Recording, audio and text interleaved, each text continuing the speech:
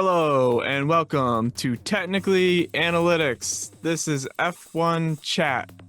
Today we're going to be going over the Austrian Grand Prix, which had a lot of boring parts, but a very interesting last 10-15 laps. So we're going to start with Sauber F1, Zhao P16, Bottas P17.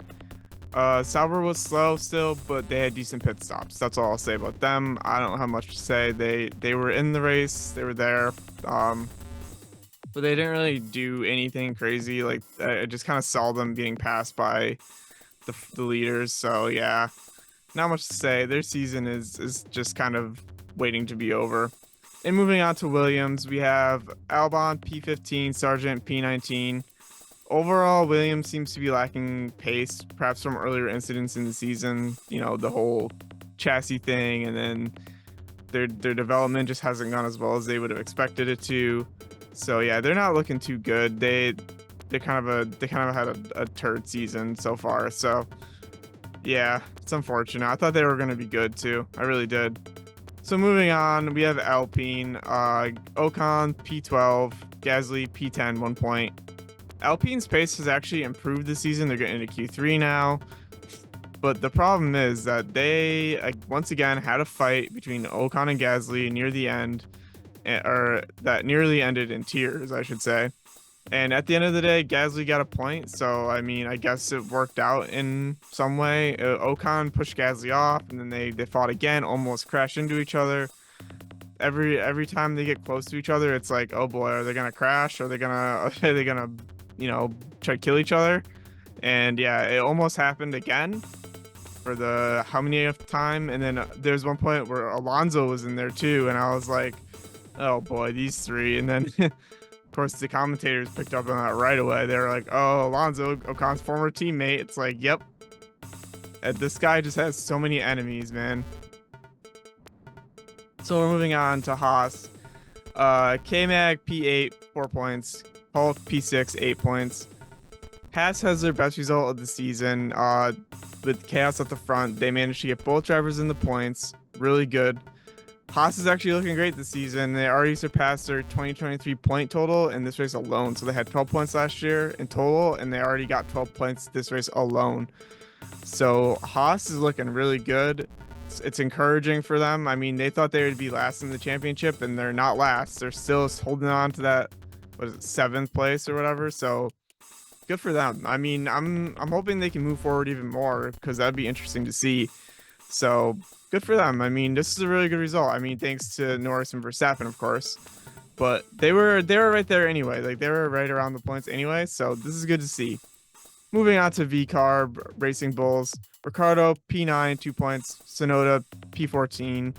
Rough couple weeks for RB. Sonoda has lost his consistency completely. Now he's consistently bad, and Ricardo scores points to save their sorry stretch of racing. So yeah, it's kind of like, I don't know. I mean, they're just their car isn't improving, and their drivers aren't driving as well. So it's kind of looking like another season, one of the seasons for them.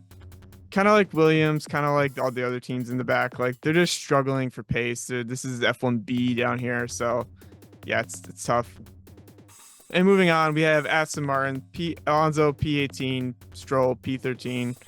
Alonso and Stroll both fell on their face. The car doesn't seem to be moving forward in any positive direction. Alonso got a penalty for running Zhao off the track, pretty bad. And Stroll had a quiet and bad race. Like, he didn't do any mistakes, but he also didn't make any progress, really. He kind of just stayed where he was. So, I mean, I don't have anything to say about that.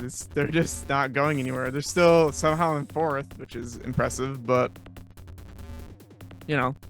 And then we have Mercedes, Hamilton P4, 12 points. Russell P1, 25 points, and the win. Hamilton had a solid race despite getting a penalty for crossing the pit lane entry line. So that was his only thing. He drove really well otherwise. And then, of course, Russell, he drove well the whole race, no mistakes. And he was gifted a win by Verstappen and Norris crashing. So good for him. Second win of his career. Like, he got lucky, right? He just got really, really lucky with that finish, and how they just, and he even said before the race he would just let them drive and crash each other, and that's exactly what happened. So really good for him. I mean, good race for Mercedes. Mercedes seems to be finding their form now. This is their first win since 2022 in Brazil. So, and Russell won that one too. So good for him. Russell was close to getting wins. He had pole in Canada, and then he just botched it, and now he finally actually got a win, and it's good. That means Mercedes is kind of maybe back in the race, fortunately for me. And then we have McLaren, Piastri P2, 18 points. Norris did not finish. So Piastri struggled with track limits the whole weekend. He had a grid drop in qualifying after he qualified second.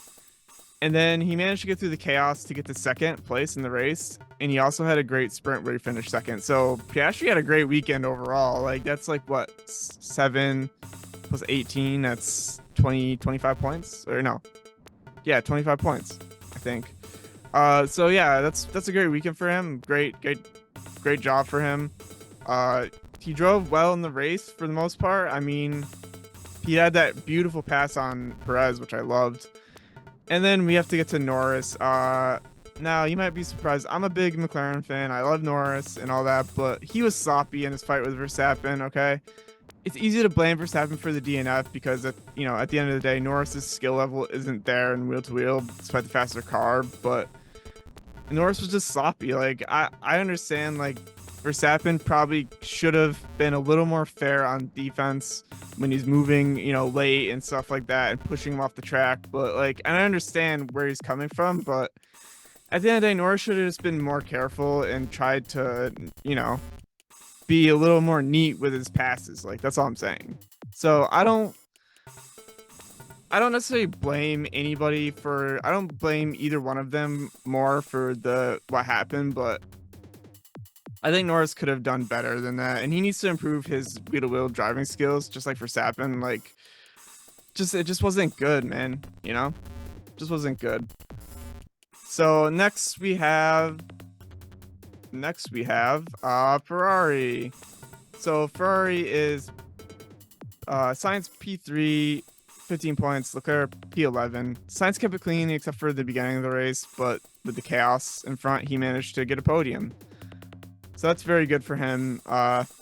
And Leclerc, he had a touch with Piastri that initially ruined his race, but fortunately he was able to claw back into the points after the Norris-Verstappen incident, which is good. And overall, Ferrari had like a quiet race. I mean, obviously Sainz at the beginning had a little trouble, but then he managed to get it back. And then Leclerc, he was at the back of the pack for probably like 40-50 laps, and then at the end he finally started crawling up to the points, and he managed to, or crawling up to near the points, but like he just, or did I say claw back into the points? No, I meant like claw back towards the points, I guess.